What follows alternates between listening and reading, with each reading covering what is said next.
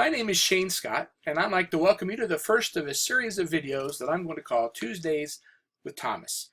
About a year and a half ago, I fell in love with the writings of Thomas Aquinas, the medieval philosopher and theologian, and I've learned that the best way to learn something is to teach it. And so in the course of these videos, I want to share with you the things that I'm learning about Thomas Aquinas.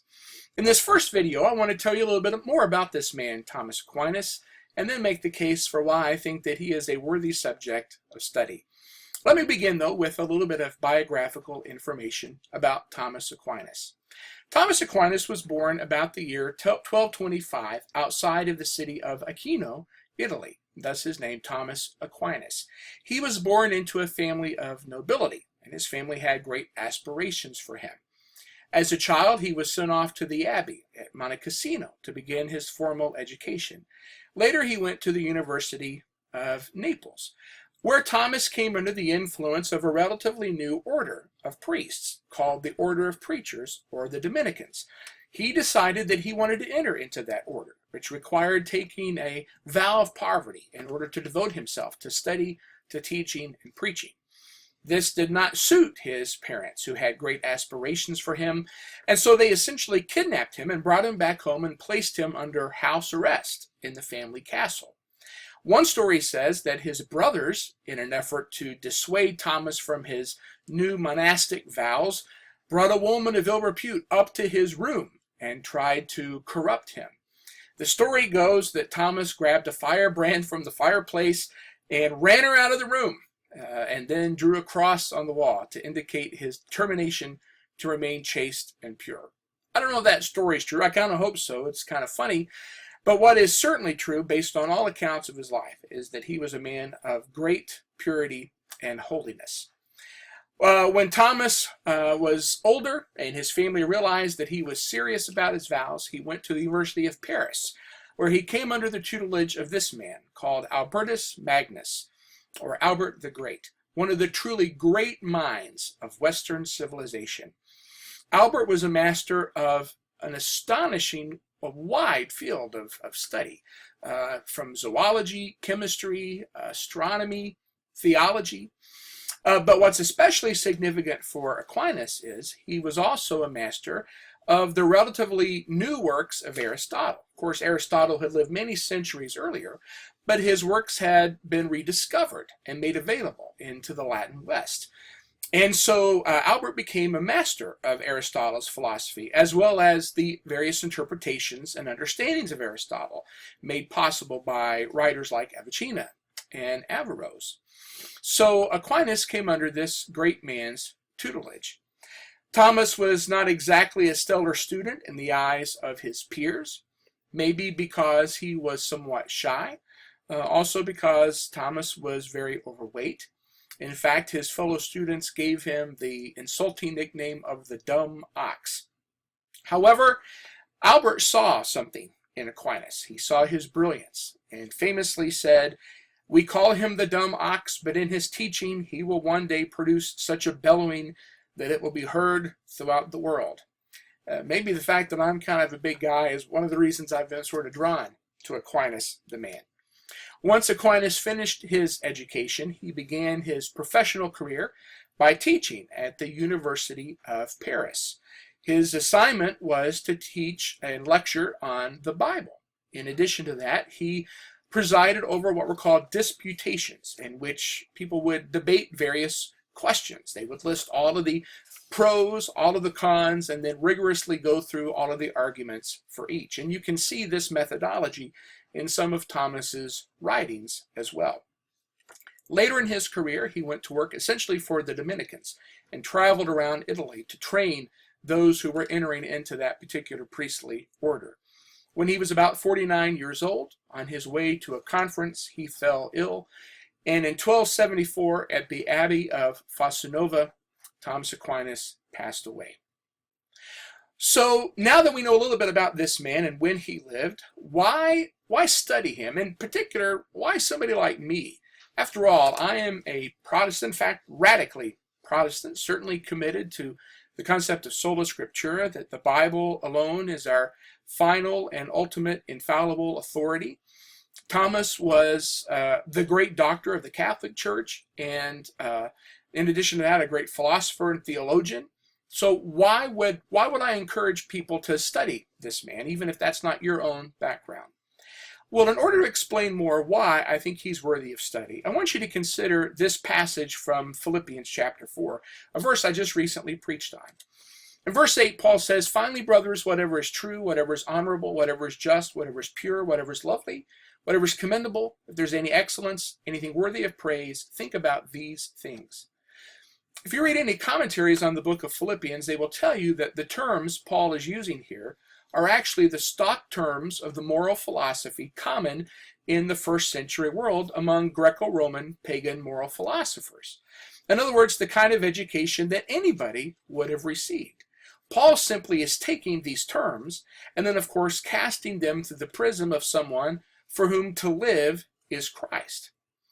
In other words, it would be kind of like taking the teaching that we would have in common in American culture, like through a book like Poor Richard's Almanac, or some other great book of virtues, and then making sure we understand them, seeing their ultimate expression as the true and the good and the beautiful through Jesus Christ himself. That's the value, I think, of someone like Thomas Aquinas.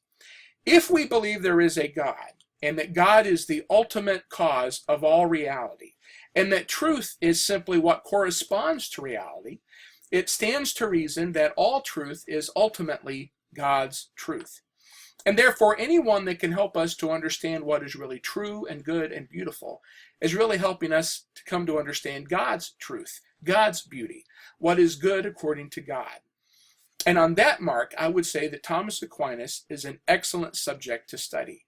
After all, Thomas Aquinas synthesized all of Western civilization up to his point in time, and that's a pretty astonishing body of knowledge. Not only that, bear in mind that in addition to the philosophical and theological work for which he is most famous, Thomas Aquinas was also a biblical exegete. His initial work was to lecture on the Bible, and in fact he wrote commentaries on many of the books of the Bible. You can find them on the internet. He wrote over 100 volumes altogether, and honestly I can't think of anyone in history who combined rigorous philosophical and theological work with biblical exegetical work like this man Thomas Aquinas.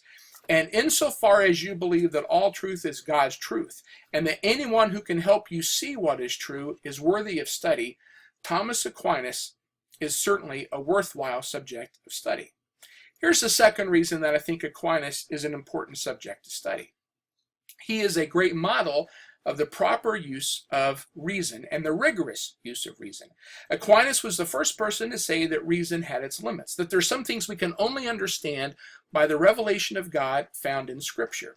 But he also believed that there are some things that we can understand by reasoning from what we observe in the created order. And on that mark, Thomas provides us with a model of how to do that kind of reasoning rigorously. In addition to that, even the things that are revealed in Scripture, we must think carefully about. We must think hard about them. And Thomas is a great example of how to do that. Not an infallible example, not a perfect example, but a good example.